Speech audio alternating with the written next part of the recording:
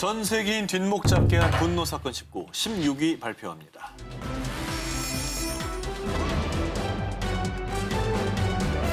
지난 3월 12일 밤 미국 뉴욕에 도착한 한 여객기. 그런데 이 여객기가 착륙하자마자 기내 복도는 슬픈 울음소리로 가득 찼습니다. 슬픈 울음소리요? 네. 누가 뭐 쓰러졌어요? 왜 그런 거예요? 미국 휴스턴에서 출발해 뉴욕에 도착하는 미국의 대형 유항공사의 한 여객기. 엄마 카타리나는 어린 두 딸 그리고 반려견 코키토와 함께 탑승했는데요. 코키토, 좀 이따 만나자. 그녀는 반려견 코키토와 인사를 나눈 뒤 강아지가 들어있는 가방을 좌석 아래 놨습니다. 그런데 그때 한 승무원이 카타리나에게 다가왔습니다. 고객님, 가방은 짐칸에 넣어주십시오.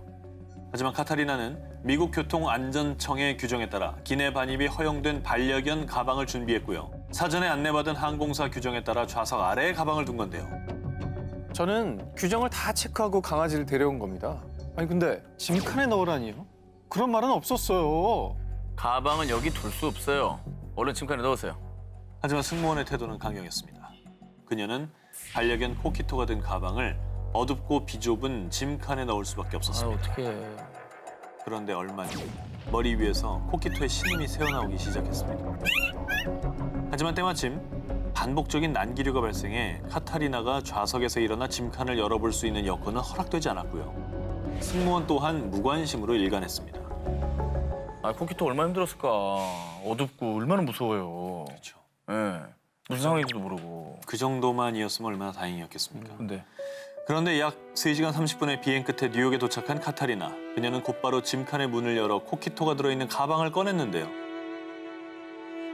반려견 코키토의 숨소리가 더 이상 들리지 않았습니다. 어머머머머. 그리고 함께 여객기를 탄 한 탑승객이 이 모습을 SNS에 올리면서 세상에 알려졌는데요. 비난의 중심에 있던 승무원은 가방 안에 강아지가 들어있는 줄 몰랐어요. 뭔 개소리야. 라면서 황당한 변명을 늘어놨습니다. 여기에 또 비난이 거세지자 결국 유항공사는 사과 성명을 냈다고 합니다. It should have never ever happened, and I just want to know everybody in the 그런데 말이죠. 네. 이 항공사의 이 끔찍한 만행이 더 속속 드러나게 됩니다. 지난 2017년 세계를 충격에 빠뜨렸던 영상이 있는데 보시자마자 두 분 기억하실 겁니다. 정원보다 더 많은 항공권을 판매한 유항공사.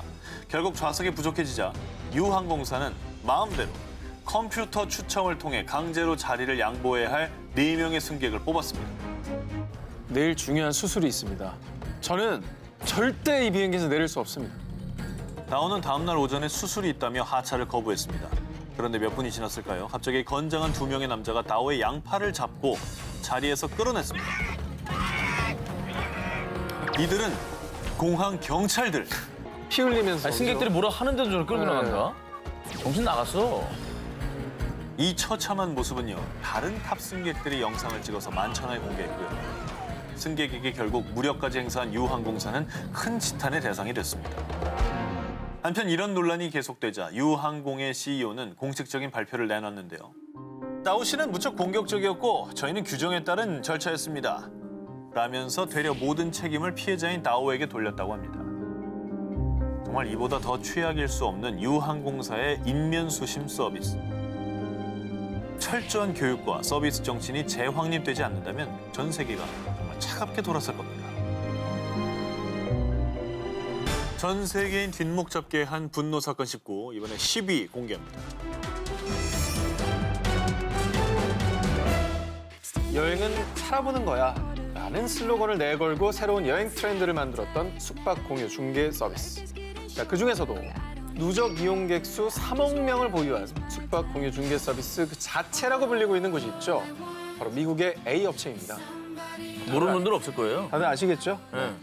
자, 그런데 신개념 여행 트렌드를 선도한 곳답게 정말 신개념에 가까운 관리 행태가 속속 불거지고 있다고 합니다.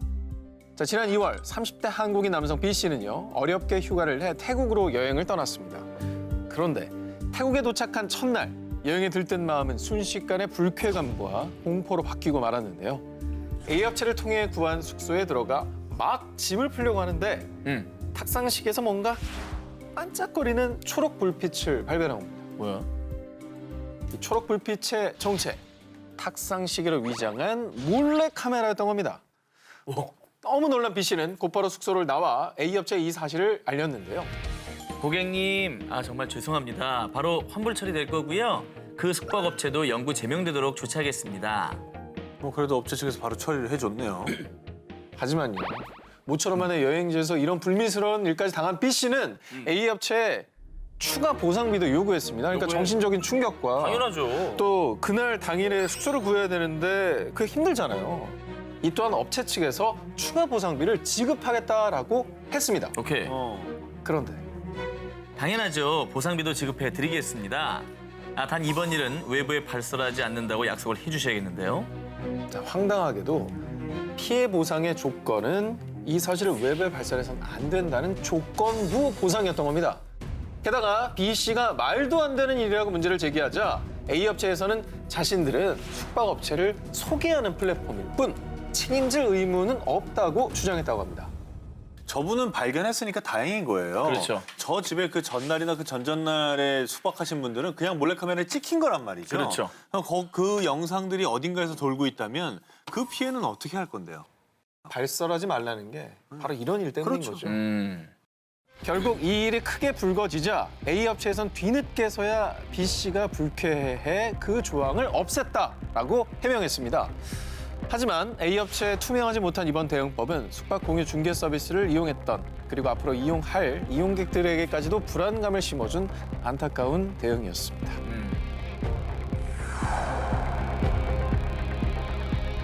전 세계인 뒷목 잡게 한 분노 사건 19, 17일을 발표합니다. 이별 통보의 무참한 대가. 결석 한 분 더 나옵니다. 들어주십시오. 또 나와? 그만해 이제. 왜 이렇게 결석을 해? 지난 3월 인터넷을 뜨겁게 달구며 보는 순간 큰 충격을 안겨준 영상이 있었습니다. 저건 뉴스로 나왔잖아요, 그죠? 저 한참 며칠 갔어요. 지금 우리 사회에서 공공연하게 벌어지고 있는 데이트 폭력의 한 모습입니다. 네. 기사를 통해 전해져오는 데이트 폭력 사례가 비단 저뿐만 아닙니다. 요즘 정말 뭐 사회 문제라고 할 수 있겠어요. 그렇죠. 진짜. 네, 큰일이에요. 지난 2017년 서울경찰청 조사에 따르면요. 지난해 데이트 폭력 사범이 무려 1,300여 명을 기록. 전년도 대비 2,000명이 더 증가한 수치라고 하는데요. 저건 엄벌해야 돼요. 저런 거는 데이트 폭력, 데이트란 말도 좀 안 붙였으면 좋겠어요, 나는. 그냥 폭력보다 저건 좀 더 가중처벌해야 돼요. 그냥 그럼요. 완전히 믿고 있는 사람한테 당하는 거니까. 좀 전에 보신 영상 속의 인물들은 이제 막 21살. 동갑내기 커플이었습니다. 그런데 평소 남자친구 A씨의 잦은 폭력 때문에 여자친구가 이별을 원했는데 남자친구 A씨는 여자친구 집에 강제로 들어가 주먹과 발로 사정없이 구타를 했다고 합니다. 사랑하는 마음이 있었던 사람이잖아요. 그러니까 뭐 저 영상을 보면 그 상상이 되겠어요? 사랑이 아니죠. 그러니까 소유하려고 했어요. 그죠? 집착이고. 네. 잘못된 거죠. 그런데 이 사건을 대한민국에 알린 것은 다름 아닌 피해 여성인 B양. 전 남자친구의 보복이 두려우면서도 세상에 이 사실을 꼭 알려야겠다고 용기 낸 이유가 있다는데요. 다른 피해자들도 용기를 내세요. 그리고 꼭 데이트 폭력에 대한 특례법이 생기길 바랍니다. 정말 한 기자님 말씀대로 가중처벌을 해야 된다고 봅니다. 정말 믿었던 사람이고 가까운 사람한테 저렇게 당하는 건 정말 네. 뭐 더 위험한 거예요.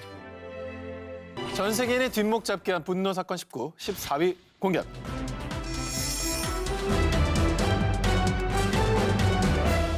이곳은 남아프리카 공화국의 한 의류 매장입니다. 사람들의 거친 발길질에 와르르 쓰러지는 마네킹, 바닥에 널브러진 옷까지, 또 부서진 행거 등으로 매장은 난장판이 되었는데요. 매장에서 이 난리가 벌어진 이유, 올 1월 초 스웨덴의 유명 의류업체인 H사의 한 광고 때문입니다. 이하의 가슴팍에는 쿨리스트 몽키 인 더 정글, 정글에서 가장 멋진 원숭이라고 적어놓은 겁니다. 어머머. 자, 보통 원숭이라는 이 표현이 백인들이 유색 인종들을 비하할 때 쓰는 대표적인 인종 차별 문구였던 겁니다. 머리에 뭐가 든 거냐, 저걸. 저거 뭐 재밌어서 한 거예요? 뭐 무지해서 한 거예요? 뭐예요 도대체? 게다가 이 논란에 더욱더 부채질을 한 건 백인 어린이가 입은 옷에는 맹그로브 정글 서바이벌 엑스포트, 뭔가 묘하게 우월감이 드러난다고 하죠. 전문가 뭐 이런 단어. 그래서 충분히 오해할 만한 그런 글귀가 새겨져 있던 겁니다. 그러니까 의도했든 안 했든 간에 저 조심했어야죠. 뭐 하는 거예요, 저게? 백인들만 이 옷을 산다고 착각하고 있다. 광고를 보자마자 충격과 수치심을 느꼈다. 이렇게 전 세계적인 비난이 빗발치기 시작했고요. 그 중에서도 특히 인종차별 광고에 가장 크게 분노한 것이 바로 남아프리카 공화국. 지난 1월 13일 이 H사의 인종차별적인 광고에 격분한 남아공의 국민은 거리로 뛰쳐나와 시위를 벌였고요. 급기 H사의 매장 2곳을 급습했던 겁니다. 자, 결국 걷잡을 수 없이 커진 파문들로 H사는 자신들의 무지를 인정하며 곧바로 광고를 내렸고요. 문제가 된 옷의 판매를 전면 중단했습니다. 자, 한편 흑인 예술가들은요. 상처받은 흑인들을 위해 아이의 가슴에 정글의 왕, 나를 왕이라고 불러라 등의 문구로 광고를 재해석해서요. SNS에 올리는 캠페인을 진행하기도 했습니다. 자, 이번에는요. 정말 뒷목도 주의, 두 주먹이 불끈 쥐어지는 그런 사건을 전해드리겠습니다. 저는 2014년 11월 22일 미국 클리블랜드에 있는 한 평화로운 공원에서 갑자기 강한 총격음이 울렸습니다. 그리고 누군가 바닥에 푹 쓰러졌는데요. 총을 맞은 사람의 정체. 고작 12살밖에 되지 않은 한 흑인 소년이었습니다. 왜 소년이 총을 맞습니까? 소년이 벌써 무슨 원한이 있다고. 그러게요.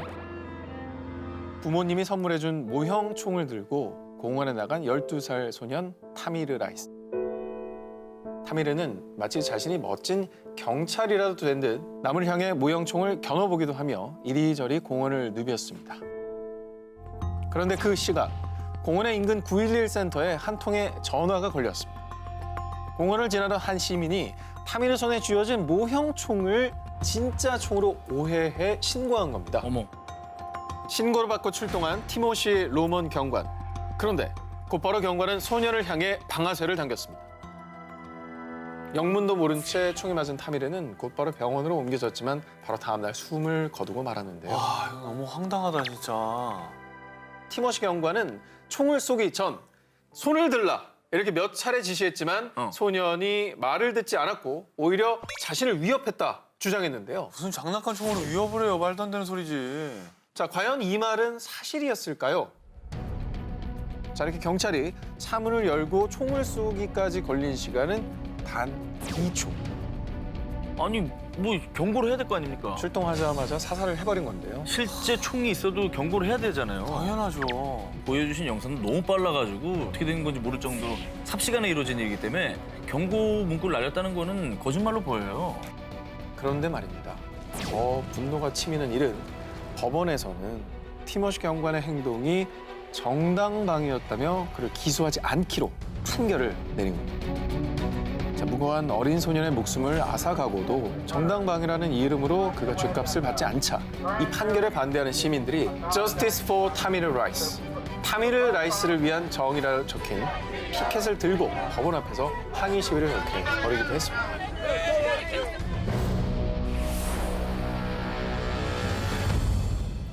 2018년 2월 건장한 산에 4명이 한 오랑우탄을 향해 가차없이 총을 쐈습니다. 야, 쓰러졌다! 우리가 이겼어! 수백 발의 총성이 끝난 뒤 푹 쓰러진 오랑우탄에게 달려간 남성들. 그런데 오랑우탄 몸이 맥없이 풀리자 손에 쥐고 있던 게 툭 떨어졌는데요. 그것은 바로 작은 파인애플 조각이었습니다. 무슨 일이었을까요? 뭐죠? 파인애플 때문에 야생동물을 죽인다고요? 인도네시아 보르네오 섬에 사는 농부 무이스는 파인애플 농장을 관리하고 있었는데요. 어디선가 나타난 오랑우탄이 자신의 파인애플을 먹는 걸 보자 급 화가 치밀어 올랐습니다. 그리고 그는 곧바로 공기총을 쐈고요. 놀란 오랑우탄은 소리치며 도망쳤는데요. 저놈의 오랑우탄 저거 내가 씨를 말려버리겠어요. 무이스는 이성의 끈을 놓고 맙니다. 겁에 질린 오랑우탄은 그 사이 호숫가 옆 나무 위로 급히 몸을 숨겼는데요. 무이스는 장총을 든 이웃 주민 3명과 함께 나타나 오랑우탄을 빠르게 포위. 그리고 그때부터 잔인한 총질이 시작됐습니다. 차마 눈 뜨고 볼 수 없을 만큼 피로 범벅이 된 오랑우탄. 특히 이 오랑우탄은 세계 자연보전연맹이 지정한 멸종위기종인 보르네오 오랑우탄으로요. 주민들의 지나친 농장 확대로 자연에서 더 이상 먹을 것을 구할 길이 없자 농장까지 살기 위해 내려온 겁니다. 그러니까 마냥 비난하긴 그렇지만 결국에 그들의 삶을 우리가 먼저 침범했기 때문에 그렇죠. 벌어진 일 아니겠습니까? 간신히 숨이 붙어있던 오랑우탄은 몇 시간 못 버티고 결국 죽고 말았는데요. 부검 결과 농부들이 쏜 130발의 총알 중 무려 70발의 총알이 머리에 박혀 있었다고 합니다. 정당방위라고 할 수는 없는. 없죠. 네. 과잉 방어죠. 예.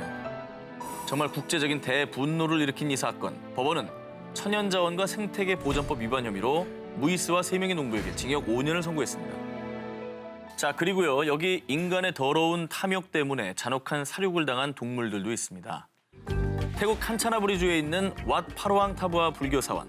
이곳은 태국에서도 승려와 맹수인 호랑이가 조화롭게 살아가는 것을 볼 수 있는 유일한 사원입니다. 일명 호랑이 사원이라 불리며 전 세계 관광객들의 인기 관광지로 등극을 했는데요. 그런데 승려들이 새끼 호랑이들을 죽여서 팔고 있어요.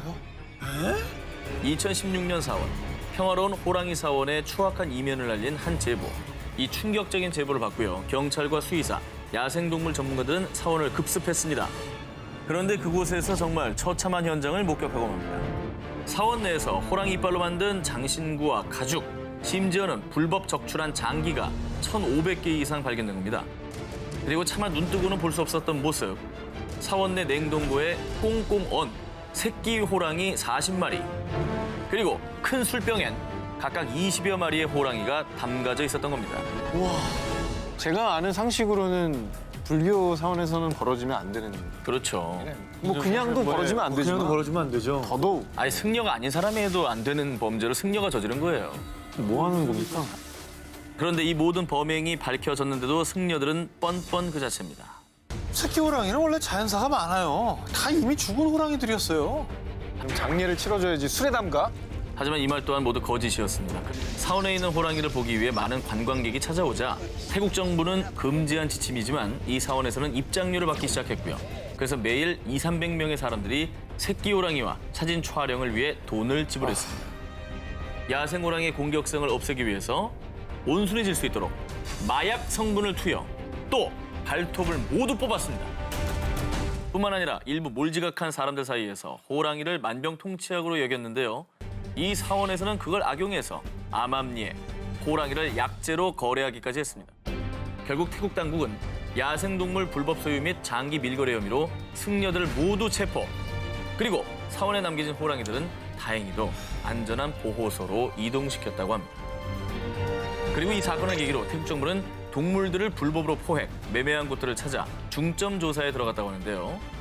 지금도 세계 곳곳에서 자행되고 있는 동물학대 그리고 검은 거래 반드시 하루빨리 근절돼야 할 것입니다. 전 세계인 뒷목 잡게 한 분노 사건 19 8위 공개합니다. 2018년에 부활한 희대의 만행. 지난 2월 17일 이날은 일본 혼슈 중부지방의 아이치현에서 세계 각국의 군복을 입고 사진 촬영을 하는 제1회 군장제가 열렸습니다. 그런데 말입니다. 한 일본 짹짹이 이용자가 SNS에 친구들과 선보인 코스프레 사진을 공개했는데요. 이게 뭐죠? 아 저거는 난징 대학살을 코스프레한 사진입니다.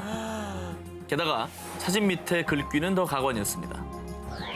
오늘 난징 대학살 코스프레를 했어. 와타시와 정말 재밌었어. 중국인이 있으면은 또 하고 싶다 데스.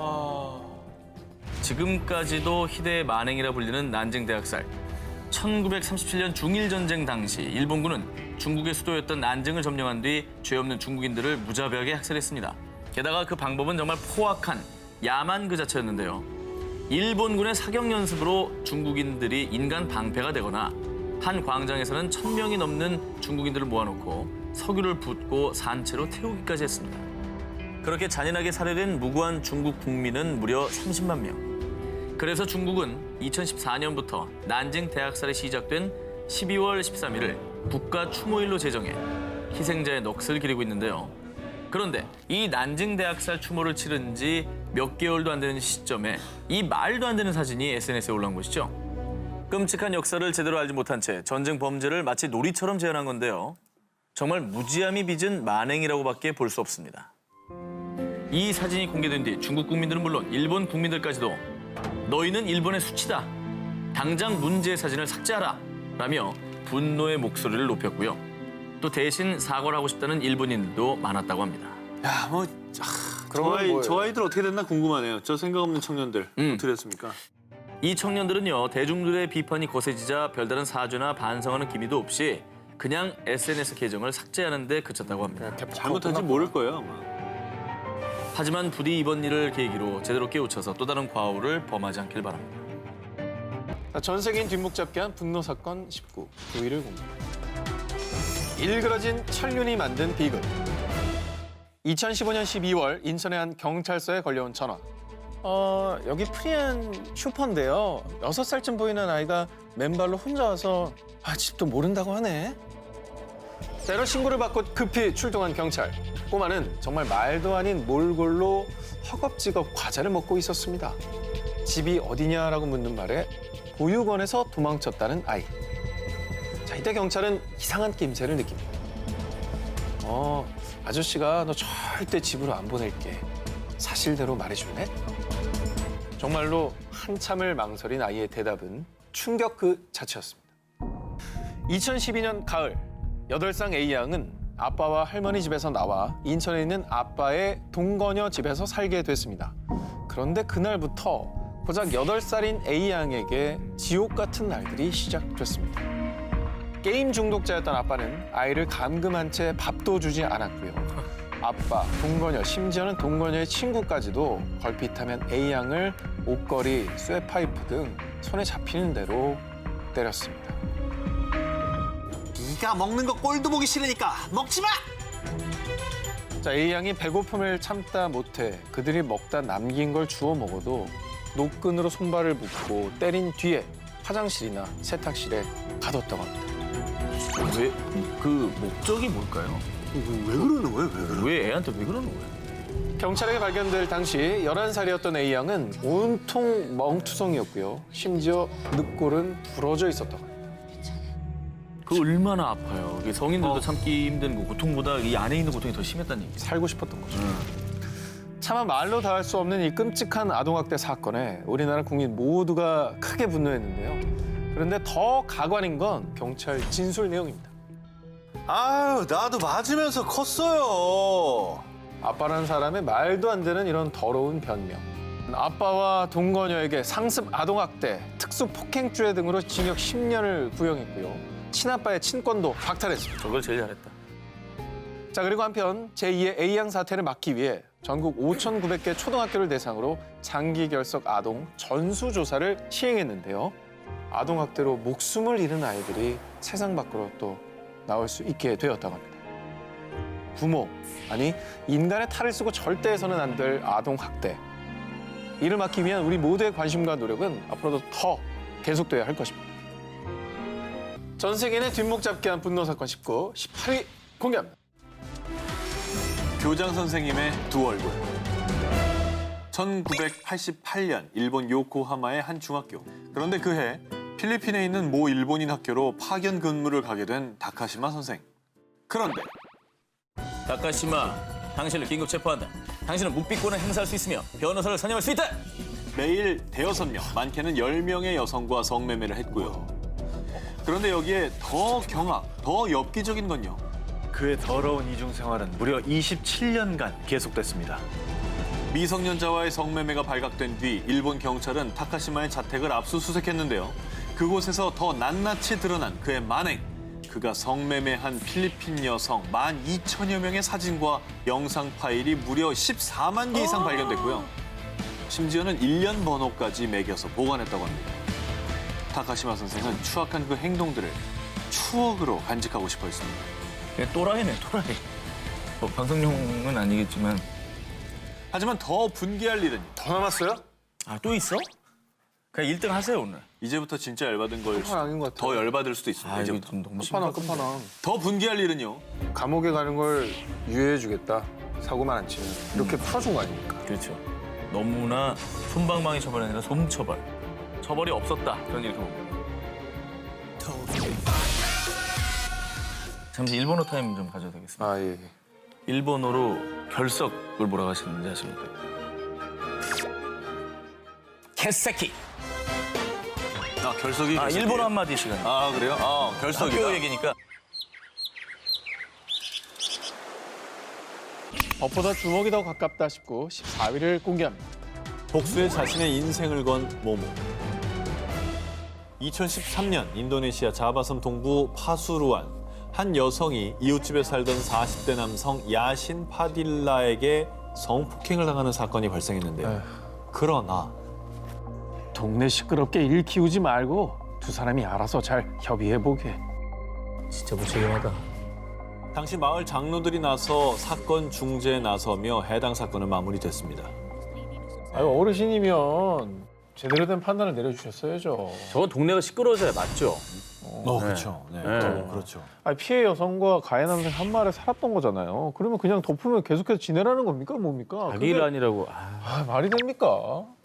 그런데 말입니다. 해당 사건이 일어난 지 6년 뒤인 2019년 12월 16일 파딜라가 동네에서 오토바이를 타고 집을 나서던 중 누군가가 휘두른 흉기에 찔려 사망하고 말았습니다. 혹시 그 피해 여성이 결국 6년 뒤에 복수한 거 아닙니까? 사건 바로 다음 날 파딜라 살해 혐의로 경찰에 체포된 범인. 그는 6년 전 파딜라에게 성폭행을 당한 여성이 아닌 그녀의 18살 된 아들 마울루드 리안토였습니다. 아이고, 아들의 마음도 이해는 가지만 그건 아니란다. 18살이면 이제 뭐 미래가 창창한 그런 나이 아닙니까? 어른 되기도 전에 살인자가 된 거예요. 이제. 그러니까. 저 마을 장로들이 저 애를 살인자로 만든 거죠. 그렇지. 그 장로들이 쉬쉬한 게 최악의 단초였네요. 사건에. 그렇습니다. 6년 전 엄마가 이웃집 남성에게 끔찍한 일을 당했다는 걸 알게 된 리안토. 당시 소년의 나이는 고작 12살이었는데요. 범인은 처벌받지 않고 심지어 아무 일도 없었다는 듯 이웃에 그대로 살고 있고 야, 오히려 피해자인 엄마가 죄인처럼 고개 숙이고 다니는 모습을 본 소년. 그리고 무려 6년 동안 소년은 칼을 갈며 오직 복수의 기회를 엿봤던 겁니다. 그 골든타임에 제때에 제대로 단죄만 됐어도 그렇죠. 저 소년이 저렇게 살인자가 됐겠냔 말이에요. 6년 동안 복수 생각하면서 지옥을 살았을 거 아니에요? 그 6년도 지옥이었을 거고 그렇지. 저 학생의 미래도 정말 어두울 것 같고 근데 불쌍- 너무 이해는 돼. 너무 이해는 돼. 이해는 가죠. 그리고 2019년 18살이 된 리안토는 드디어 자신의 복수를 실행에 옮기기로 결심했고요. 약 한 달간 파딜라의 동선을 살핀 뒤 그를 기습해 살해했던 겁니다. 그리고 다음 날 경찰에 체포된 리안토는요. 6년간 복수할 날을 기다려왔습니다. 저는 그 괴물을 절대 용서할 수 없었습니다. 라며 자신의 범행을 시인했고요. 그러니까 복수만 꿈꾸며 살다 보니까 이제 복수한 이후에 자신의 삶에 대한 계획은 아예 없었던 게 아닌가 하는 생각이 듭니다. 18은 사실 뭐 미래가 창창한 나이인데 결국 그 마음 때문에 범죄자의 삶을 살게 된 거잖아요. 본인의 인생을 망치게 되는 복수는 정말 진정한 복수가 아닙니다. 법보다 주먹이 더 가깝다 싶고 13위를 공개합니다. 이것이란 지독한 스토커. 사랑에 빠진 게 죄는 아니잖아. 이제 소문나서 얼굴도 못 들고 다니게 됐다고. 그놈들 절대 가만 안 둬. 자, 이듬해 C신문사를 상대로 명예훼손과 사생활 침해 등의 이유로 소송을 제기. 하지만 법원은 라모스가 해당 보도 때문에 입은 피해를 입증하지 못했다며 항소심에서도 그의 소송을 기각했는데요. 하지만 라모스는 법의 판결을 받아들이지 못했고요. 반성은커녕 수년간 SNS에 C신문사를 상대로 노골적인 불만을 표출, 그리고 일부 직원에겐 SNS로 위협을 가하기까지 했습니다. 아이고야. 그게 부끄러운 줄 알면 아예 그런 짓을 하지 말았어야죠. 시간이 흘러 2018년 6월 라모스는 C신문사를 방문했는데요. 아, 불안하다. 언론사 찾아왔대요. 이게 그냥 간 거 아닐 것 같은데. 그러니까. 그런데 C신문사를 찾은 라모스의 손엔 도저히 용납할 수 없는 것이 들려 있었으니 그것은 바로 샷건. 총! 총격 사건 발생 1분 만에 경찰이 현장에 출동, 테러범 라모스를 체포했지만요. 이 사건으로 인해 직원 5명이 숨을 거두고 말았는데요. 문제냐. 법보다 주먹이 더 가깝다 싶고 12위 공개합니다. 2015년 한 SNS 계정에 올라온 충격적인 사진. 한 여성이 거울 앞에서 속옷 차림으로 찍은 사진이었습니다. 본인이 직접 찍은 거 아니에요? 거울인가? 그러니까 이건 거의 네, 약간 이건 셀카 셀카 같은. 자, 좀 수위가 높긴 한데요. 자세히 보시면 본인 이제 샷 셀프 카메라입니다. 근데 이거가 오늘 기사라면 이건 본인이 올린 게 아니라 이걸 뭐 가족이나 누구가 가져가서 올린 게 아닐까. 자, 모두 다 아닙니다. 자신의 노출 사진이 SNS에 유출됐다는 사실을 알게 된 이 여성은 큰 충격에 빠지고 말았는데요. 그런데 그녀에게 더 큰 상처가 된 것은 노출 사진을 공개한 SNS 계정 주인의 정체. 그는 바로 사진 속 여성의 남자친구였습니다. 와, 진짜 또 어이없네. 아니 자기 남자친구 보라고 보낸 사진을 올린 거예요. 아니 그러니까 그게 잘 사귀고 있으면 이해가 안 가지만 헤어지고 복수심에 그런 거 아니에요? 남성이 여자친구의 노출 사진을 SNS에 공개한 이유. 평소 여자친구의 바람기를 의심해오던 그는 친구의 사진을 이용 가짜 메신저 계정을 만들었고요. 다른 남성인 척 위장해 여자친구에게 접근, 메시지를 보내며 그녀를 유혹하기 시작했습니다. 그리고 혹시 나를 위한 은밀한 사진을 보내줄래? 여자친구를 테스트하기 위해 급기야 은밀한 사진까지 요구했는데요. 그런데 잠시만 기다려줘, 허니. 얼마 지나지 않아 그녀가 속옷 차림의 사진을 그것도 여러 장 전송해왔던 겁니다. 아휴. 그렇게 여자친구의 이중 생활에 분노한 남자친구는 복수를 결심. 여자친구가 보내온 이 노출 사진을 SNS에 공개해버린 겁니다. 그 남자친구한테 보낸 게 아니라 다른 남자한테 보낸 사진을 올린 거네. 그렇죠. 진짜 다른 계정까지 만들어서 테스트를 해봤다면, 그래서 아유. 자기 짐작이 맞았다면 그래도 거짓말은 아니죠. 안 만나면 되잖아요. 그렇지, 안 만나면 되지. 그러니까 결과적으로 보면 범죄자가 된 건 여기서 남자친구밖에 없습니다. 네. 그렇지, 저 여자친구는 피해자죠. 도덕적으로 좀 안 좋은 행동을 했고 피해자가 된 거지. 법적으로는 피해자죠. 네. 국내에서도 상대방의 동의 없이 성관계 영상이나 알몸 사진을 촬영해 이를 무단으로 유포할 경우 디지털 성범죄에 해당 성폭력 처벌법 제14조에 의해 최대 7년의 징역형을 선고받을 수 있습니다. 법보다 주먹이 더 가깝다 19, 11위를 공개합니다. 자, 이번 특종은요, 사진 먼저 공개합니다. 아, 이분은 얼굴 보니까 저는 알겠네요. 기억이 나네요. 뉴스에 얼마 전 났죠. 네네네. 네. 지난 3월 17일 오전 시에 샤오전 할머니는 자택 인근에서 산책을 즐기고 있었습니다. 그런데 어이, 거기 중국인? 한 남성의 목소리가 들려 고개를 돌린 그 순간 할머니의 얼굴을 향해 갑자기 주먹이 날아갔습니다. 저 나이 든 분들은 이게 맞은 것도 문제인데 저렇게 해서 넘어지다가 저 고관절 같은 데 부러지잖아요. 그거 굉장히 회복이 어렵습니다. 얼마나 놀라고 아프셨을지 가늠이 채되지 않는데요. 대체 왜 그런 짓을 저지른 겁니까? 예? 정신을 차린 할머니가 고개를 들었을 땐 한 백인 남성이 서 있었습니다. 자, 그런데 말입니다. 할머니는 곧바로 경찰에 신고를 한 게 아니라요. 주변에 있던 나무 막대기를 들어 자신을 폭행한 남성을 향해 곧바로 반격에 나섰습니다. 그리고 할머니가 휘두른 막대기에 흠씬 두들겨 맞은 남성은 결국 구급차에 실려갔습니다. Khối băng nó thui bên sau lưng, sao giá thui băng rồi lại đó. À, ngon ghê à. Khối băng nó thui bên sau lưng, sao giá thui. 길 가던 저 할머니를 무차별 폭행한 건 살인 미수예요. 진짜 살인 미수. 진짜 살인 미수예요. 살인 미수. 정당방위예요, 저건 진짜. 근데 상식적으로 저 할머니가 뭐 손에 아무리 무서운 무기를 들었다 한들 저 한 30대로 보이는 저 청년이랑 싸우는 게 그게 70대 말이 할머니와 30대 70대 할머니인데 지금 저 할머니는 바로 서 있기도 힘들어 보이시는구만. 근데 이게 만약에 우리나라면은 저거 무조건 쌍방 폭행으로 또 들어가요. 또 고소하지. 네. 맞은 사람이 또 고소를 하니까. 근데 미국은 뭐 어떤지 잘 모르겠는데 근데 다 같이 한번 내일이라고 한번 생각해 보세요. 이게 쉽지 않거든요. 쉽지 않지. 그치. 자, 그런데 말입니다. 할머니를 폭행한 범인 젠킨스는요, 사실 할머니를 만나기 직전 이미 83세 베트남계 남성을 폭행하고 달아나던 중이었습니다. 이에 일각에서는 중국계 미국인인 시의 할머니가 폭행당한 것 역시 아시아인을 증오하는 인종차별 범죄라며 비판의 목소리를 높였습니다. 뭐 최근 코로나19 팬데믹 상황 속에서 아시아계인들을 향한 증오 폭력 범죄가 이어지고 있거든요. 인종차별 폭행, 묻지마 폭행은 법적으로도 반드시 처벌을 받아야 합니다. 법보다 주먹이 더 가깝다 싶고 10위를 공개합니다. 비매너 모모모에 생긴 일. 이번 사연은 소개에 앞서 사진부터 보여드리겠습니다. 비닐이에요? 이게 이제 신차 발표 전에 왜 스파이샷이라고 그래가지고 오, 디자인 테스트할 공개 안 때, 하고. 예, 그거 아니에요? 검은 비닐 차량의 사연은 지금으로부터 1년 전으로 거슬러 올라갑니다. 지난해 8월 영국 켄트주 마게이트. 퇴근 후 귀가한 벽돌공 토비 베일리의 심기를 건드린 것이 있었으니 바로 그의 집 앞에 떡하니 세워진 불법 주차 차량 한 대였습니다.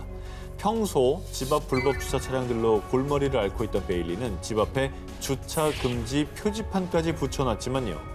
그럼에도 불구하고 일주일에 두세 번씩 불법 주차 차량으로 스트레스를 받아오던 상황이었습니다. 국내에서도 불법 주차 관련한 갈등이 동네 사람끼리 얼굴 붉히는 일이 되게 많다고 그러더라고요. 처음에 베일리는 곧 차량 주인이 나타나겠거니 하고 해당 차에 빨리 차를 옮겨달라는 메모를 남겨뒀는데요. 그러나 다음 날 아침까지도 베일리의 집 앞에 버젓이 주차돼 있었던 겁니다. 엄연히 가는 도로면 이게 있을 거 아니에요. 자기들 상식적으로 판단해야 될 거 아니에요. 피해 주면 안 되잖아요. 저길 사람. 막아놓으면 어떡해. 자기 편하자고. 결국 화가 난 베일리는 마침 집으로 배달 온 검은색 비닐 한 무더기를 들고 집 밖으로 나섰고요. 불법 주차 차량에 검은색 비닐을 칭칭 감싸며 다소 극단적인 복수를 감행했던 겁니다. 저 복수를 저렇게 하신 거예요? 그렇죠. 근데 좀 더 좋은 방법이 있지 않았을까요? 그 뭐 구청에다가 신고를 해서 그러게. 견인 조치를 취한다거나 뭐 이런 게 있지 않았을까요? 그래요. 견인 조치하면 되잖아요. 자, 그리고 얼마 지나지 않아 차량 주인이 나타났는데요. 아, 제가 이사 온 지 얼마 안 돼서 몰랐어요. 아, 죄송해요. 자신의 불법 주차 사실에 대해 사과하면서 사건이 잘 마무리됐다고 전해졌습니다. 근데 저것도 안 긁었으니까 저렇게 훈훈하게 됐죠. 다 긁었어 봐. 훈훈하지. 이게 송사로 넘어가지. 뭐 우리나라에서도 워낙 주차난이 심각한데 꼭 명심해야 할 부분이 있습니다. 현재 국내에서는 사유지에 불법 주차된 차량에 대한 마땅한 처벌 규정이 마련돼 있지 않은 상태입니다. 아, 진짜. 특히 내 집 앞 사유지에 누군가 불법으로 주차를 했다고 할지라도 해당 차량을 훼손했을 경우엔요. 형법 제366조 재물손괴죄가 성립될 수 있기 때문에 절대로 차량을 훼손해서는 안 되고요. 또 앞서 소개한 영국 사건처럼 일시적으로 재물을 이용할 수 없는 상태가 됐을 때에도 그대로 적용되기 때문에 절대 따라하시면 안 됩니다. 국내에서도 뭐 계속해서 이런 분쟁들이 끊이질 않고 있는데 제도가 빨리 정착이 될수록 마련돼야 될 것 같습니다. 이건 보완돼야 돼요. 예. 덕보다 주먹이 더 가깝다 19, 9위 공개합니다.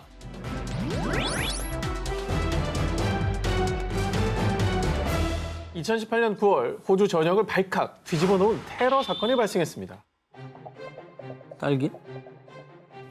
저 근데 가운데 바늘이에요? 바늘인데? 자, 그렇습니다. 시중에서 판매된 딸기 속에 꽂혀있던 것은 바로 바늘. 야, 호주 퀸즐랜드의 한 남성이 딸기를 먹은 뒤 극심한 통증을 느껴 응급실을 찾았다가요. 아유. 병원에서 바늘을 삼킨 것 같다는 충격적인 진단을 받았고요. SNS를 통해 이 사건을 공개하며 끔찍한 딸기 바늘 테러 사건이 세상에 알려졌습니다. 저 몰래 꽂아놓은 거야? 왜 저런 짓을 한 거야? 자, 그런데 말입니다. 지금 말씀드린 것은 시작에 불과했습니다. 호주 퀸즐랜드뿐만 아니라 뉴사우스웨일스, 빅토리아 등 호주 전국 각지의 마트에서 바늘이 꽂힌 딸기가 잇따라 발견된 건데요. 미쳤다, 미쳤어. 진짜 무섭네. 이에 바늘이 발견된 총 7개의 딸기 브랜드들은 판매 중단 품목으로 선정, 딸기 수천 킬로그램을 폐기 처분해야 했습니다. 근데 이거 대체 누가 이런 짓을 저지른 거예요? 그러면 딸기를 누가 사 먹을 줄 알고? 아, 근데 이거 트라우마 생길 것 같아. 게다가 이렇게 되면 앞으로 소비자들이 얼마나 믿음을 잃어버리겠습니까? 그러니까. 일단 딸기 못 먹죠 뭐. 못 먹지. 네, 이렇게 딸기 바늘 공포가 걷잡을 수 없이 확산되자 호주 정부는 사태 수습을 위해 강경 대응에 나섰는데요. 당시 스캇 모리슨 연방 총리는 딸기 바늘 사건을 테러에 준하는 수준으로 대응하는 법안을 통과시킬 예정이라고 밝혔고요.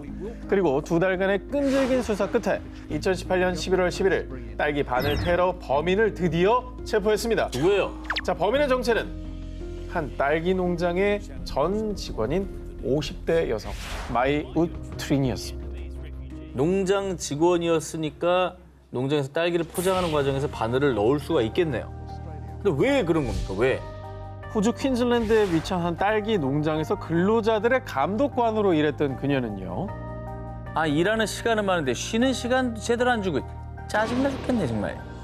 평소 동료 직원들에게 딸기 농장을 망하게 하고 싶다는 말을 말버릇처럼 하고 다니던 트리는요. 급기야 딸기 속에 몰래 바늘을 넣었고 그 딸기가 호주 전국으로 유통됐던 겁니다. 아니 불만이면 당신 그만두면 되잖아. 다른 회사 가면 되죠. 먹은 사람 죽을 뻔했잖아요. 그 저 사람을 괴롭힌 게 아닌 옆에 딸기 농가는 괜히 피해를 입은 거예요. 동반으로 피해를 그렇죠. 입은 거죠. 자, 결국 식품 오염 등의 혐의로 기소된 트린. 현재 재판이 진행 중으로 그녀가 유죄 판결을 받게 된다면 최대 10년의 징역형에 처해질 것으로 전해졌습니다. 2013년 2월 3일 미국 캘리포니아주 얼반시에서 결혼을 앞둔 두 남녀가 차량 안에서 살해된 채 발견되는 사건이 발생했는데요. 아이고. 아니 뭐 강도짓인가요? 그러게. 경찰은 원한 살인이라고 판단, 한 사람을 유력 용의자로 지목했는데요. 그런데 이 용의자가 도주 과정에서 경찰에게 총격을 가해 경찰 한 명이 사망하는 사태까지 벌어졌습니다. 일단 사람을 2명을 죽이고 경찰관까지 3명을 죽인 사람이잖아요. 그렇죠. 살인자죠. 굉장히 위험한 상태죠. 몇 명을 더 죽일지 모르는 거예요, 이제. 당시 경찰은 1급 경계령을 발동, 일주일 동안 1000여 명의 병력과 첨단 장비, 헬리콥터까지 동원해 수색을 펼친 끝에 드디어 범인이 숨은 산장을 찾아냈습니다. 당시 범인과의 대치 상황은 마치 전쟁 영화를 방불케 했는데요. 수백 발의 총탄이 빗발친 끝에 경찰이 던진 연막탄과 최루탄에 의해 범인이 있던 산장에 화재가 발생. 결국 범인이 불에 탄 시신으로 발견되며 어머. 상황이 종료됐습니다. 총알이 빗발칠 정도로 전쟁터를 방불케 할 정도였다면은 저 범인이 무기가 굉장히 많았던 얘기 아니에요? 무장이 좀 많이 된 상태였었죠. 완전 무장이었던 것 같은데요. 네. 누구예요? 테러리스트예요? 민간인과 경찰관을 무참히 살해한 범인의 정체는 바로 2005년도부터 8년까지 로스앤젤레스 경찰국에서 근무했던 전직 경찰관 크리스토퍼 도너였습니다. 총회관에서는 뭐 너무나 자연스러웠겠죠. 뭐. 아니 근데 왜 전직 경찰이 결혼을 앞둔 남녀도 살해하고 심지어 자기 동료였던 경찰까지 죽인 겁니까? 도너는 2007년 4월 자신의 상관이었던 테레사 에반스 경사가 범인 검거 과정에서 범인에게 폭행을 가했다고 고발했는데요. 그런데 이후 그에게 돌아온 것은 동료들의 차가운 시선뿐이었습니다. 심지어 이 고발건을 심의한 로스앤젤레스 경찰국 징계위원회에서는 에반스 경사가 폭행을 한 증거가 없으며 오히려 도너가 수습평가에서 낙제점을 준 상관에게 불만을 품고 허위 고발을 한 것이라고 판단, 그에게 해고를 통보했습니다. 그러자 이에 분노한 도너는요. 다 똑같아. 경찰들과 경찰 가족들까지. 아무나 어디서든지 다 죽여버리겠어! 표적 살인을 암시하는 글을 SNS에 게시. 그렇게 경찰과의 전쟁을 선포했습니다. 먼저 첫 번째로 징계위원회에서 자신에게 불리한 증언을 한 LA 경찰국의 전 총경 랜디 콴에게 복수하기로 결심. 그렇게 랜디 콴의 딸 모니카 콴과 그녀의 약혼자를 살해한 뒤 달아났고요. 그리고 도주 중 자신을 불신 검문하는 경찰관마저 자신을 방해하는 세력이라고 판단. 총을 쏴 살해한 뒤 산속으로 잠적했다가 결국 비참한 죽음을 맞이하게 된 것입니다. 딸은 무슨 죄냐. 그 약혼자는 아이고야. 부당해고를 저런 식으로 복수한다고요? 본인이 경찰이었으면 패소를 했더라도 끝까지 법으로, 그러니까 국가의 시스템을 믿었어야죠. 아, 참 너무 안타깝다. 보다 주먹이 더 가깝다 싶고 7위를 공개합니다. 복수를 부르는 복수. 지난해 1월 31일 인도 우타르 프라데시주의 한 마을에서 무려 20여 명의 아이를 대상으로 한 끔찍한 인질극이 발생했는데요. 자신의 1살배기 딸의 생일 파티를 연다는 핑계로 같은 마을에 사는 아이들을 집으로 유인한 뒤 지하실에 가두었습니다. 당시 바탐의 아내와 1살배기 딸도 지하실에 함께 감금됐는데요. 자기 딸은 또 왜 감금해? 진짜 동네 애들은 왜 감금하고? 아니 왜 그러는 거예요, 왜? 이 사실을 알게 된 부모들은 바탐의 집을 찾아가 제발 아이들을 내보내달라며 사정했지만 바탐은 오히려 그들에게 총까지 겨눴고요. 이에 경찰과 테러 대응팀 요원들이 총출동했습니다. 바탄, 마지막으로 경고한다. 아이들을 당장 풀어주어! 내 말 먼저 들어. 안 그러면 다들 여기서 한 발짝도 못 나가. 이 사람이 뭔가 동네 사람들한테 억울한 일을 당했을 것 같네. 그래서 그 집안의 아이들을 다 그게 인질로 동네 삼았다. 애들을 전부 인질로 잡은 거죠. 인질범 바탐의 요구사항은 지역 대표 의원과의 대화였습니다. 마을 사람들 때문에 내가 억울하게 교도소에 갔다고? 바탐은 과거 마을 사람들 때문에 자신이 살인 사건에 연루돼 10년 동안 억울하게 수감 생활을 했다고 주장했습니다. 근데 10년간 수감 생활한 게 정말 억울하다면 정말 고통스러웠겠죠. 하지만 그게 이 애들의 잘못은 아니잖아요. 애들이 뭘 한 건 아니니까. 도구로 삼은 거죠, 그냥. 바탐의 요구대로 해당 지역 의원이 찾아와 그와 대화를 시도했지만요. 협상에 실패. 심지어 바탐이 폭탄을 터뜨리는 바람에 현장에서 경찰들이 부상을 입기도 했습니다. 결국 인질로 잡힌 아이들까지 위험한 상황이 되자 경찰은 바탐을 사살. 10시간가량의 인질극이 마무리되며 아이들은 안전하게 부모의 곁으로 돌아갈 수 있었습니다. 쟤 다 나오네요, 하나씩. 아, 애들 트라우마 생기겠다. 자, 근데 가슴 아픈 사연은 여기가 끝이 아닙니다. 이 바탐의 인질극에 분노한 주민들의 화살이 엉뚱한 곳으로 향하고 말았습니다. 제발. 어머, 제발. 안 해? 자, 아이들의 부모는 격앙된 감정을 주체하지 못하고 바탐의 아내 루비에게 돌을 던지고 집단 구타. 그렇게 아내 루비는 안타깝게도 사망하고 말았습니다. 애는 어떻게 해? 저긴 너무 비극이다. 법보다 주먹이 더 가깝다 싶고 6일 공개합니다. 자, 이번 특종은 사진 먼저 보여드리겠습니다. 악어다, 악어. 저렇게 많은 악어가 다 죽은 거예요? 2018년 7월 인도네시아 서파푸아주 한 악어 농장을 찾은 수백 명의 마을 주민들은 우린 복수를 한 거다. 저것들은 모두 죽어도 싸다. 이렇게 많은 악어들이 주민들에게 끔찍하게 학살당한 이유. 사건 발생 며칠 전 마을 주민 수기토가 소들에게 먹을 풀을 구하기 위해 악어 농장에 발을 들였는데요. 그런데 그만 이 악어에게 물려 끔찍하게 사망하고 말았습니다. 그리고 이 사실을 알게 된 마을 주민들은요. 사랑하는 이웃을 잃은 슬픔에 못 이겨 각자 흉기를 들고 농장을 급습. 어머. 그것도 법적으로 보호종으로 지정된 악어들을 무려 300마리 가까이 잔인하게 학살했는데요.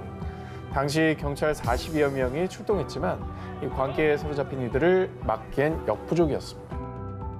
이웃을 잃은 그 슬픔은 알겠지만은 와, 저거는 학살이잖아요, 어떻게 보면. 학살이죠. 300마리를 한꺼번에 동시에. 만약에 악어가 사람을 해쳤거나 위협하는 상황이라면 천연자원보존국이 나서 조치를 취하고 있는데요. 하지만 주민들은 정당한 과정 대신 악어 도살은 정당합니다. 악어들이 주민들 가까이 있지 말았어야지.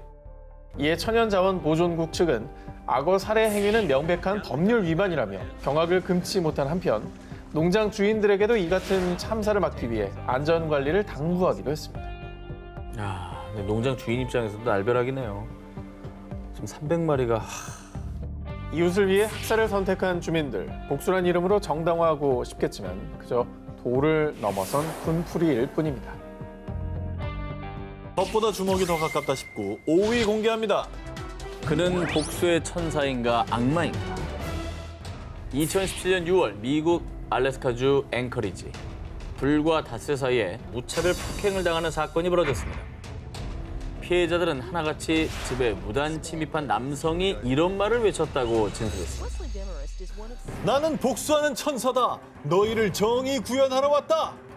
이 무차별 폭행 사건은 모두 한 사람의 소행. 정체불명의 남성이 휘두른 망치에 맞은 피해자들은 얼굴에 큰 멍이 들거나 두개골이 함몰되는 큰 피해를 입었습니다. 사진 봐요.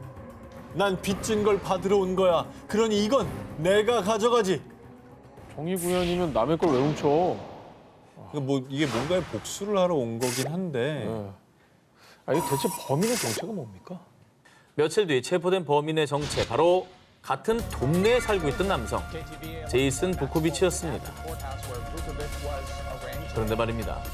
폭행을 당한 피해자들과 부코비치는 원한 관계는커녕 일면식도 없던 사이였습니다. 네? 아니 뭐 복수심도 아니었던 거네요. 그럼 정의 구현은 뭔 얘기예요? 묻지마 폭행이잖아 이거. 부코비치가 털어놓은 충격적인 범행 동기. 그들은 파렴치한 성범죄자라고요. 그래서 제 손으로 직접 응징한 겁니다. 부코비치 이렇게 뭐 심판할 수 있는 권리는 없는 건데 그러라고 돼 있는 사회도 아니고. 본인이 나서게 된 이유도 궁금해요. 사실 부코비치는 어린 시절 양아버지로부터 성적인 학대를 받았다고 합니다. 어린 마음에 큰 상처를 입고 부모님의 보살핌도 제대로 받지 못했던 그는 숱한 범죄를 저질렀고 이로 인해 수년간 교도소에 수감됐다고 합니다. 그러다 복역 도중 부코비치는 자신처럼 범죄를 저지르는 사람들이 나타나면 안 된다는 생각이 들었고요. 성범죄자 등록 원부 사이트에서 아동 성폭행범의 명단을 파악, 본인의 손으로 직접 성범죄자들을 응징하러 다니는 것이었습니다. 어린 시절의 상처는 정말 안타깝고 돌이킬 수 없는 일이겠지만 범죄가 없길 바란다면서 범죄를 계속 본인이 추가한 거잖아요. 여러분, 이 부코비치의 행동은 결코 정의 구현이 아닙니다. 만약 주변에 범죄자가 있다면 신고하시면 되고요. 절대로 직접 나서서 응징해서는 안 됩니다. 법보다 주먹이 더 가깝다 19, 4위를 공개합니다. 2010년 10월 영국 런던. 법정의 모습을 나타낸 15세 소녀 리안. 리안과 언니는 약 3년 전부터 한 소아성애자의 괴롭힘과 추행에 시달려온 피해자였습니다. 저분들 왜 이렇게 많아요, 진짜. 전 세계 너무 많아요. 너무 많다. 그럼 이제 그 범인이 잡혀서 네. 증인으로 참석하게 된 건가요? 그런데 리안에게 살인 혐의로 징역 6년을 선고한다. 피해자가 지금 선고를 받은 거죠, 그죠? 아이고야. 피해자라고 말씀해 주셨는데 네. 살인을 저질렀는 거군요. 자, 리안이 피해자인 건 맞지만 가해자이기도 했습니다. 이게 어떻게 된 일이냐? 약 3년 전인 2007년 런던에 거주하는 40대 남성 로버트 데일리는 이웃들에겐 인심 좋은 주민이었지만요. 실상은 소아성애자이자 추악한 범죄자 그 자체였습니다. 언니랑 동생이 하나같이 예쁘게 크네. 아저씨 집에 갈래? 하지 말라고 몇 번 말해요. 만지지 말라고요. 로버트는 우연히 알게 된 리안과 언니에게 치근덕거리며 추행을 일삼았습니다. 심지어 성관계를 요구하는 파렴치한 행동까지 보였습니다. 지옥에 나가라 진짜. 고투헬이죠, 고투헬. 당장 어떻게 조치 좀 취해야 되는 거 아닙니까? 그 엄마 아버지한테라도 말해야 되는 거 아니에요? 이게 그래도 징후를 보였을 때 처치를 좀 했으면 이런 일이 안 나왔을 텐데. 아. 자, 안타깝게도 자매 부모님은 교도소에 수감됐던 터라 자매는 둘이서 서로를 의지할 수밖에 없던 상황이었습니다. 그렇구나. 어른들의 보호를 받지 못한 채 수년간 괴롭힘과 추행에 시달려온 리안과 언니는 결국 로버트를 경찰에 신고. 하지만 로버트는 증거 불충분으로 기소되지 않았죠. 그리고 자매들은 최후의 수단으로 법의 도움을 받고자 했지만 이마저도 외면당하자 법으로 안 된다면 우리가 직접 처단하자. 우리는 우리 스스로 지켜야지. 리아는 언니의 남자친구와 함께 로버트의 집을 찾아가 그를 흉기로 살해하는 끔찍한 선택을 하고 말았습니다. 아휴, 너무 아파. 저 경우에 제일 나쁜 놈은 뭐냐고요. 법이라니까 법. 법이 저 약한 애들을 보호하지 못한 거예요. 정말 쓰레기, 인간 쓰레기 때문에 본인의 아름다운 인생을 망친 거예요. 결국 피해자에서 가해자가 된 리아는 경찰에 체포. 법원은 여긴 주민들이 범죄를 처단하는 자경단 사회가 아닙니다. 스스로 법을 행사하는 건 용납할 수 없습니다라며 살인 혐의로 징역 6년형을 선고했습니다. 저 말은 맞는데 자경단 사회가 아니지. 지금 우리는 이미 발전한 사회인데 그 얘기를 하는 그러면 겁니다. 안 되는데 근데 그 말을 하는 법원은 그 말을 할 자격이 없는 거죠. 애초에 요거도 지금. 보호해주고 추상처럼 이 판단을 내리든지 그거도 안 해줄 거면 이렇게 하면 안 되지. 저는 이 기사를 준비하면서 진짜 저 동네에 단 한 명의 어른이라도 좀 진지하게 이 둘을 품어주는 사람이 있었으면 그래. 얼마나 좋았을까라는 생각이 들긴 들더라고요. 저의 인생이 너무 안타깝네요, 정말. 법보다 주먹이 더 가깝다 싶고 1위 후보 헤드라인 공개해 주시기 바랍니다.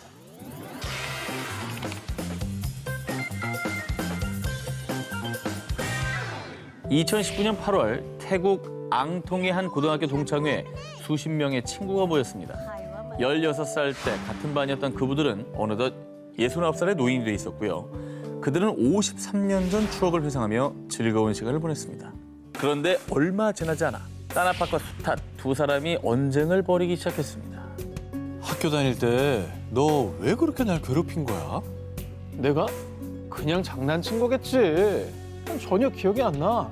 53년 전 학창 시절에 수탓으로부터 학교 폭력을 당했다는 따나팟. 그는 수탓에게 왜 자신을 괴롭혔는지 물었지만 정작 가해자인 수탓은 자신의 잘못을 기억조차 하지 못했습니다. 요즘 뭐 학교 폭력 문제가 심각한데 피해자는 수십 년이 지나도 그 상처가 해결이 안 되죠. 그렇죠. 근데 가해자는 기억을 못 합니다. 그러니까 피해자 입장에서는 더 억울한 거예요. 나는 그렇게 오랜 세월을 이렇게 지옥같이 살아왔는데 너는 그걸 기억도 못 한다고? 이렇게 되는 거죠.